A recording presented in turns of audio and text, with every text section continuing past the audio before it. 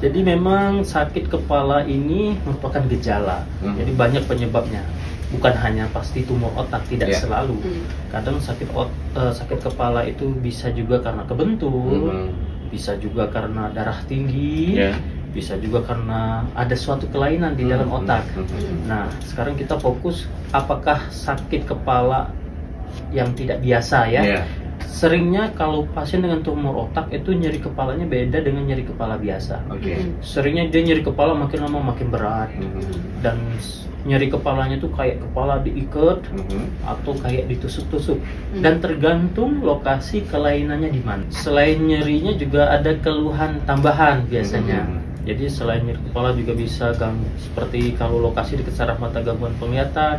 Bisa juga selain sakit kepala, bahkan pasien-pasien dengan tumor otak itu bisa penurunan kesadaran. Dan kalau tekanan di dalam otaknya tinggi, kadang disertai dengan perasaan mual, muntah yang bahasa kita adalah muntah proyektil. Muntah proyektil itu muntah yang nyemprot karena tekanan di dalam otaknya tinggi sehingga dia merangsang refleks muntahnya. Jadi kalau kelainan otak, ini tempurung manusia. Kalau seandainya tumornya itu lokasi di depan, itu bisa mempengaruhi daya fungsi kognitif orang, daya hitung, emosi, tingkah laku. Kalau lokasinya di depan, kalau lokasinya di samping, itu bisa juga gangguan bicara, memori, pendengaran juga bisa terganggu.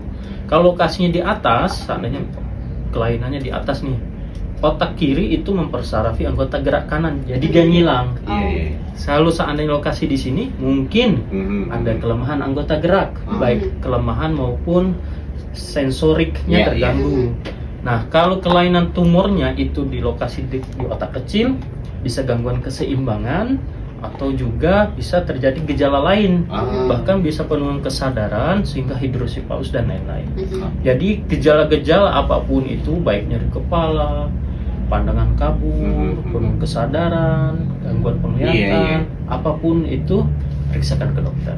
Secara faktor risiko dan data, memang tumor otak itu lebih sering pada wanita.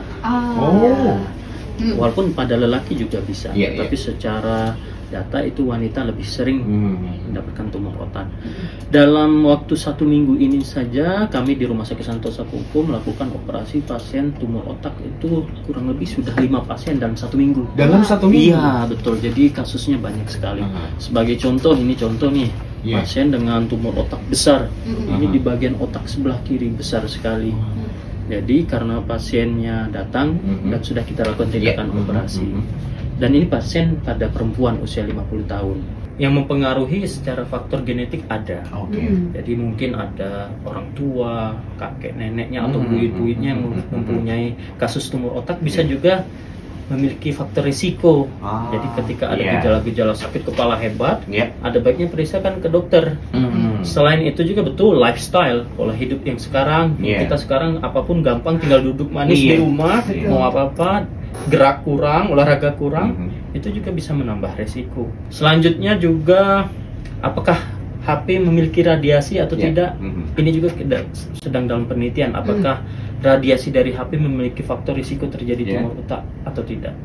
Dan maaf, secara data juga pasien-pasien yang perokok, riwayat meminum alkohol, itu memiliki faktor risiko lebih tinggi untuk mendapatkan kelainan-kelainan di dalam otak.